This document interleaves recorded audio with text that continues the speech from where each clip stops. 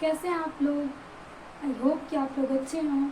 आज हम class tenth को जो फिजिक्स है पहला चैप्टर प्रकाश जो हम पढ़ रहे थे, पिछले 2 लेक्चर इसके हो गए हैं और ये है हमारा तीसरा लेक्चर।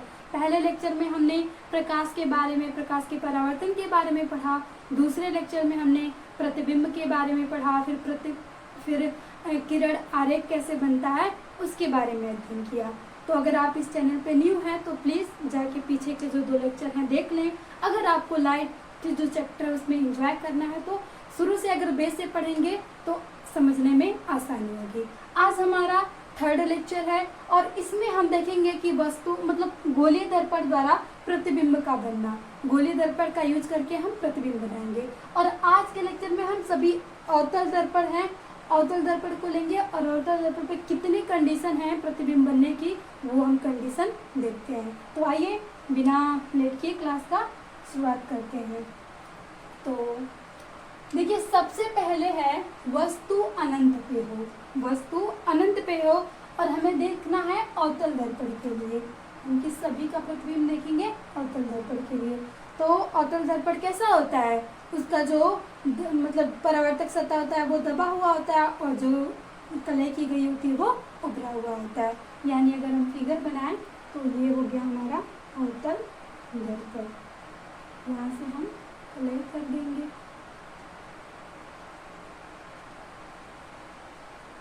और हमें पूरा विश्वास है कि अगर आप आए हैं क्लास में तो ज़रूर पीछे के लेक्चर भी अटेंड किए होंगे और आपको सारी चीज़ें पता होगी।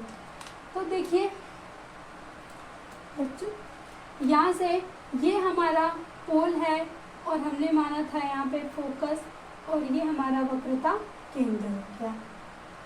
इसको हम M1 मान लेते हैं, ये M2। ये हमारा मिरर है। अब यहाँ पे कहा जा रहा है कि वस्तु कहीं अनंत पे रखी है। तो देखिए अनंत पे रखी है, अब उसका प्रतिबिंब कहाँ बनेगा। तो इसके लिए आपको याद होगा कि किरण आरेख कैसे कैसे बनता है। हमने कहा कि जब भी प्रकाश की किरणें अनंत से आती हैं तो वो जिस बिंदु से होके जाती हैं उसे हम क्या कहते हैं, फोकस कहते हैं। तो अभी आइए हम देखते हैं इसी के बारे में। करके हमने मान लिया कि यहाँ पे कोई वस्तु रखी है और ये हमने अनंत माना, देखिए डॉट डॉट किया है। अब यहाँ से हम प्रकाश की किरण लेके आएंगे, इतना दूर ना लगाइए, छोटा सा है, यहीं पे मान लेते हैं कि ये हमारा अनंत पे वस्तु रखी। तो सबसे पहले यहाँ से वो जिससे होके जाएगी वो हमारा क्या होगा, फोकस। और फोकस हमें पता है कि जब भी प्रकाश की किरणें फोकस से होकर आती हैं तो परावर्तन के पश्चात वो मुख्य अक्ष के समांतर हो जाती हैं। अगर ये समझना है तो प्लीज़ आप जाके पिछला लेक्चर देख लीजिएगा। अब देखिए यहाँ से एक किरण ये हो गई और दूसरा हमने पढ़ा है कि जब भी प्रकाश की किरणें वक्रता केंद्र से आती हैं तो ये परावर्तन के पश्चात यहाँ से आती है और यहीं पे चली जाती है। अब देखिए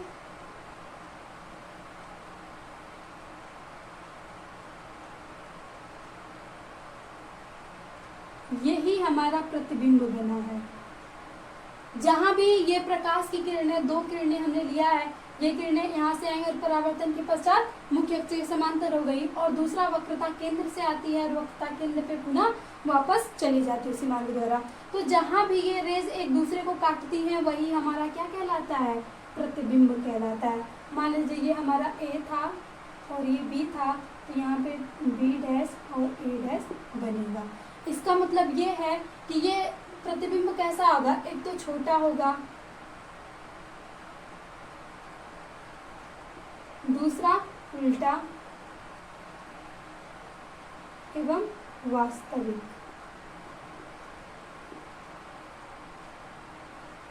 अवतल दर्पण में ये हो गया हमारा प्रतिबिंब। अगर आपको इसी को लिखना है तो यहाँ से मतलब पूरा लिख भी सकते हैं कि जब वस्तु अनंत पे रखी होती है तो प्रतिबिंब हमारा फोकस पे बनता है। और प्रतिबिंब कैसा बनेगा, वस्तु के आकार से छोटा बनेगा, यहाँ से देख रहे हैं आप लोग, उल्टा बनेगा और वास्तविक बनेगा। ये दर्पण के सामने जब भी कोई बनता है तो हमेशा वास्तविक होता है। तो ये हमारा हो गया जब वस्तु अनंत पे रखी हो। अब आइए हम देखते हैं वस्तु अनंत एवं वक्रता केंद्र के बीच में रखी हो। तब हमारा प्रतिबिंब कहाँ बनेगा। तो आइए उसके लिए हम देखते हैं।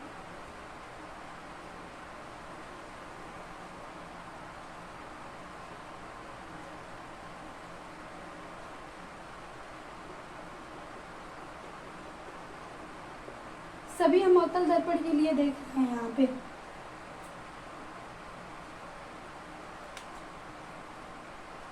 अब मान लीजिए ये हमारा फोकस हो गया और ये हमारा वक्रता केंद्र हो गया।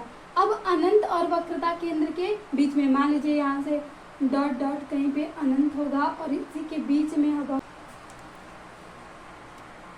पहले यहाँ से प्रकाश जो चलेगा वो मुख्य अक्ष के हमारा, ये हमारा मुख्य अक्ष है, ये M1, ये M2 और ये हमारा पोल हो गया। ये सब बारे में आपको पिछले लेक्चर में बताया। तो मुख्य अक्ष के समांतर है वो तो हमेशा कहाँ से होके जाएगी, हमारी फोकस से होके परावर्तन के पश्चात चली जाएगी। अब ये हो गई हमारी एक रे।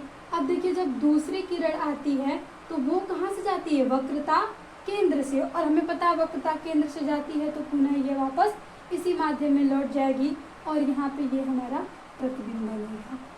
तो ये अगर हमारा A है, B है, तो यहाँ पे बनेगा B डैश एवं A डैश। तो वह प्रतिबिंब कहाँ बना है, जब वस्तु अनंत और वक्रता केंद्र के बीच में हो तो प्रतिबिंब वक्रता केंद्र एवं फोकस के बीच में बनेगा।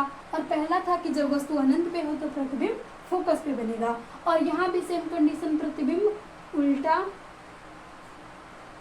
छोटा एवं वास्तविक बनेगा। बस क्लियर, आप धीरे धीरे समझते जाएंगे, सारा आ जाएगा। यहाँ पे देखिए अब दो कंडीशन हो गई।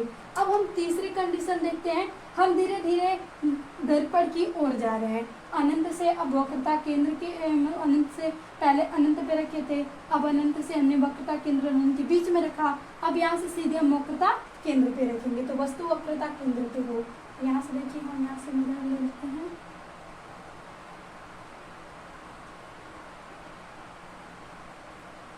M1, M2, ये हमारा फोकस हो गया, ये हमारा वक्रता।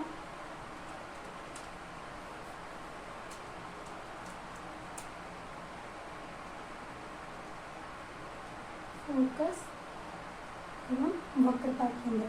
अब वस्तु को हमने वक्रता केंद्र पर ही रखा है। तो जब हम वक्रता केंद्र पर रखेंगे तो सबसे पहले किरण कहाँ जाएगी, मुख्य अक्ष के समांतर। मुख्य अक्ष के समांतर जाएगी तो वो कहाँ से होके चली जाएगी, सीधे यहाँ से फोकस से होके चली जाएगी। तो ये हमारी आई थी और यहाँ से फोकस से होकर चली गई। अब दूसरा, जब फोकस से आती है तो वो वहाँ से परावर्तन के पश्चात पुनः फिर कहाँ से जाएगी। थोड़ा सा डायग्राम इधर उधर हो रहा है, फोकस हम यहाँ पे ले लेते हैं।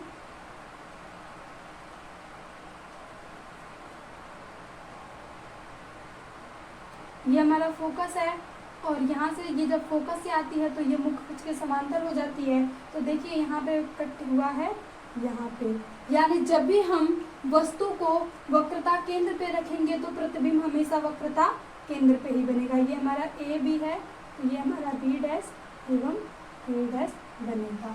तो यहाँ भी प्रतिबिंब की स्थिति कैसी होगी, यहाँ से मतलब आकार,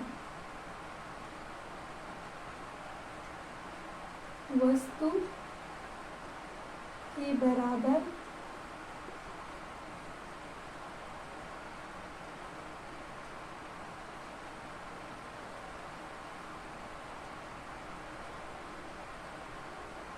उल्टा एवं वास्तविक। देखिए बाकी सभी चीजें लिखने की है, लेकिन समझने की बात यही है कि जब भी हम प्रतिबिंब को वक्रता केंद्र पे रखते हैं तो अब वक्रता केंद्र पे हमने रख दिया यहाँ पे वस्तु। अब हम किरण आरेख पढ़े ही हैं तो सबसे पहले अगर हम मुख्य अक्ष के समांतर कोई किरण जाती है तो वो फोकस से होकर चली जाती है। अब दूसरी किरण हम वक्रता केंद्र से तो गुजार नहीं सकते, दूसरी किरण हम फोकस से जब जाती है तो वो परावर्तन के पश्चात मुख्य अक्ष के समांतर हो जाती है। और यहाँ पे देखिए एक दूसरे को, जहाँ भी जो किरण होती हैं परावर्तन के पश्चात एक दूसरे को कट करती हैं, वहीं पे हमारा प्रतिबिंब बनता है। तो यहाँ पे कट की थी और हमारा प्रतिबिंब यहाँ पे बना था। तो ये थी हमारा वक्रता केंद्र के लिए। अब देखिए वस्तु को हमने वक्रता केंद्र एवं फोकस के बीच में रख दें। अब यहाँ से हमने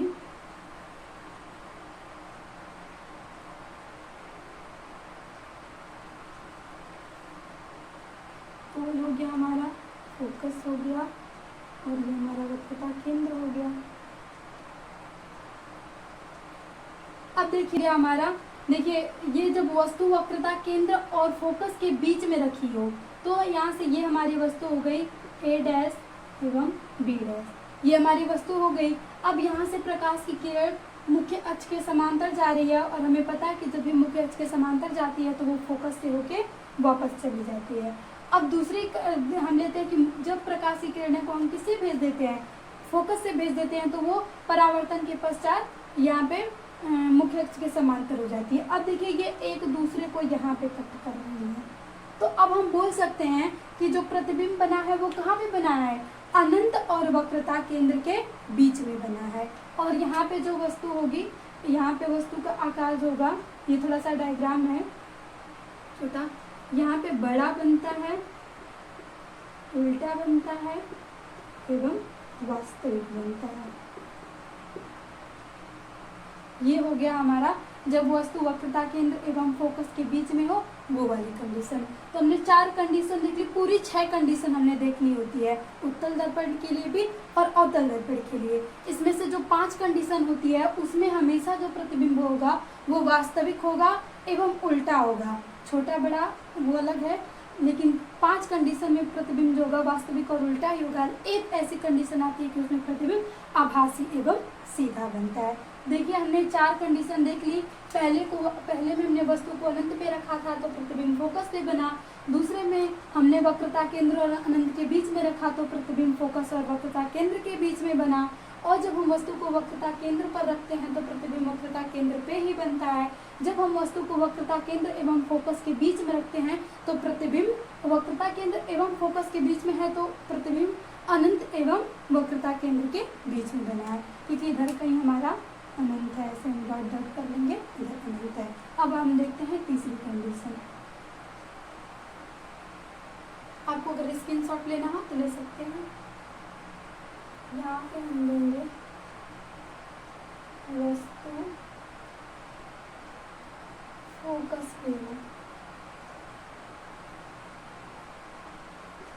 अब देखिए इस कंडीशन में क्या होगा, जब हमने वस्तु को फोकस पे रख लिया है तो ये हो गया हमारा अवतल दर्पण, और ये हो गया हमारा मुख्य अक्ष। यहाँ पे हमने ले लिया फोकस और यहाँ पे हमने ले लिया वक्रता केंद्र। और हमें इसमें वस्तु को किस पे रखना है, फोकस पे रखना है। तो ये मान लीजिए हमने फोकस पे वस्तु को रख लिया, तो यहाँ पे पहले मुख्य अक्ष के समांतर जाएंगे और ये फोकस से होके चली जाएंगी। अब दूसरी रेस होगी तो हमारी वो हम वक्रता केंद्र से गुजारेंगे।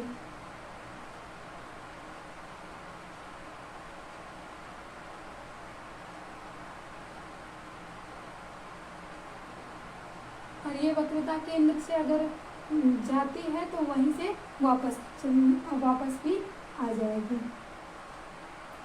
ये हो गया हमारा वस्तु फोकस पे रखी हो। तो यहाँ से देखिए ये कभी भी एक दूसरे को कट नहीं करेंगे, इधर हम कट करती हुई नहीं मिलेंगे, यानी जो प्रतिबिंब होगा कहीं भी अनंत पे जाके कहीं बनेगा। तो यहाँ पे प्रतिबिंब कहाँ बन रहा है, अनंत पे,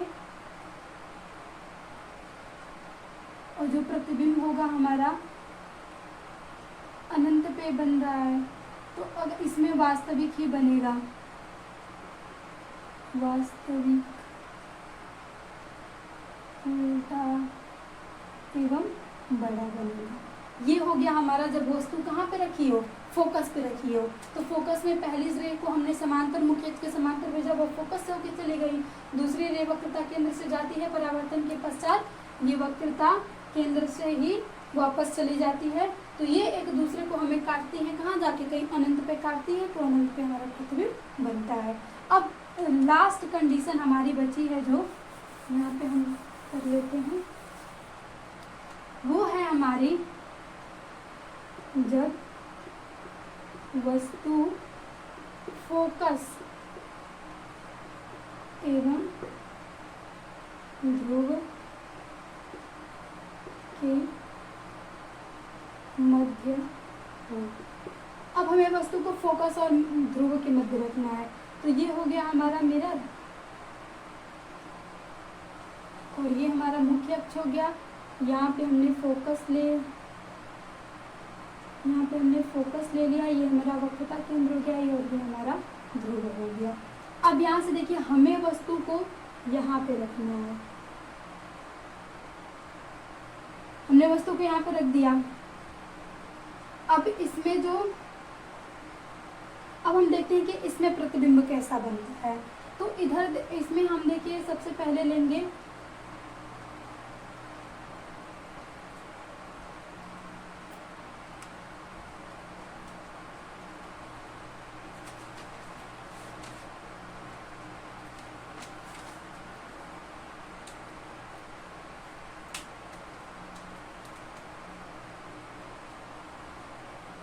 ये हमारा मुख्य अक्ष के समांतर जाएंगी, परावर्तन के पश्चात फोकस से होके चली जाएंगी। ये हमारी रेस हो गई, किरण आरेख। और जो हमारी दूसरी रे है वो हमारी वक्रता केंद्र से जाएंगी। अब इसकी संभावना इधर नहीं है कि ये कहीं इधर सामने आके काटे, देखिए ये एक दूसरे को ऐसे फैलती चली जाएंगी। तो इसमें हम इमेजिन कर लेते हैं कि ये एक दूसरे को दर्पण के पीछे यहाँ कहीं काटती हैं, तो जो प्रतिबिंब बनता है हमारा यहाँ पे बनेगा। और ये प्रतिबिंब मान लीजिए ए है और ये हमारा बी है, तो ये भी होगा ए एवं बी। ये होता है हमारा वस्तु जब फोकस एवं ध्रुव के बीच में रखी हो। तो यहाँ पे जो प्रतिबिंब होगा वो बड़ा बनेगा, आभासी बनेगा एवं सीधा बनेगा। देखिए हमने आभासी प्रतिबिंब पढ़ा था कि वहाँ पे जो प्रकाश की किरणें हैं मिलती हुई प्रतीत होती है। तो हमने यहाँ पे मान लिया ये सामने कहीं हमें मिलती हुई नजर नहीं आ रही थी, तो हमने इसे एज्यूम कर लिया कि ये यहाँ पे कहीं मिलती हुई प्रतीत हो रही हैं। तो जब भी मिलती हुई प्रतीत होती हैं तो वो किरण प्रतिबिंब कैसा होता है, आभासी होता है। तो यहाँ से देखिए प्रतिबिंब दर्पण के पीछे बना है, कैसे बना है, आभासी बना है और बड़ा बनेगा और यहाँ से सीधा बनेगा। ये ए बी है तो ये भी हमारा ए बी बनेगा। तो ये था हमारा पूरा प्रतिबिंब। अवतल दर्पण से इतना प्रकार के प्रतिबिंब बनते हैं। देखिए जैसे ही हम अनंत से फोकस की ओर वस्तु को लाते जाते हैं, तो अनंत पे अगर वस्तु रखी हो तो फोकस पे बनेगा, वक्रता केंद्र में वस्तु और अनंत के बीच में हो तो फोकस और वक्रता केंद्र के बीच में बनेगा, वक्रता केंद्र पे ही हो तो वक्रता केंद्र पे ही बनेगा। फोकस पे रखे तो हम अनंत पे बनाए थे, और जब फोकस और ध्रुव के बीच में रखे तो हम यहाँ पे दर्पण के पीछे बनी है। तो ये था हमारा पूरा अनंत अवतल दर्पण से प्रतिबिंब बनने की। अब हम नेक्स्ट क्लास में उत्तल दर्पण से प्रतिबिंब बनाने की प्रक्रिया देख लेंगे। देखिए यहाँ से बहुत प्रकार के अगर कॉम्पिटिटिव एग्जाम है तो एमसीक्यू भी पूछा जाता है कि ऐसे दे देगा कि वस्तु फोकस पे रखी है तो प्रतिबिंब कहाँ पे बनेगा, तो अनंत पे बनेगा। वस्तु अनंत पे रखी है तो प्रतिबिंब कहाँ बनेगा, बनेगा हमारा फोकस पे। कैसा बनेगा, छोटा बनेगा, वास्तविक बनेगा और यहाँ से उल्टा बनेगा। तो ये सारी चीज़ें जो भी हमने देखी है, तो आप एक एक टॉपिक इसमें से बहुत सारी चीज़ें इंपॉर्टेंट है, आप ऐसे लिख के और ये पूरा याद कर लीजिएगा। बस याद नहीं करना, एक बार समझ लेंगे ना तो वो हमेशा याद रहेगा। इसमें कंडीशन होती है। अभी देखिए हमें एक कंडीशन यहाँ से देखी तो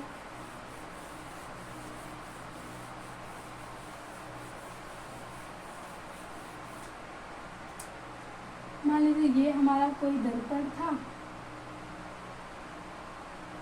मीटर, और ये है अवतल दर्पण,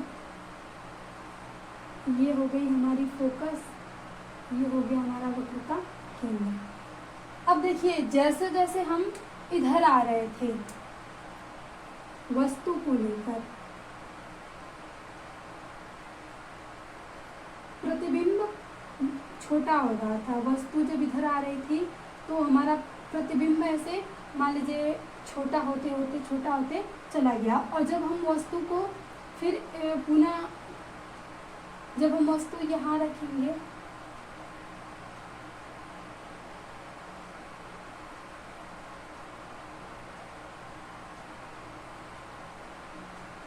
वस्तु को हम जैसे जैसे इधर लाएंगे प्रतिबिंब हमारा वैसे वैसे इधर जाएगा।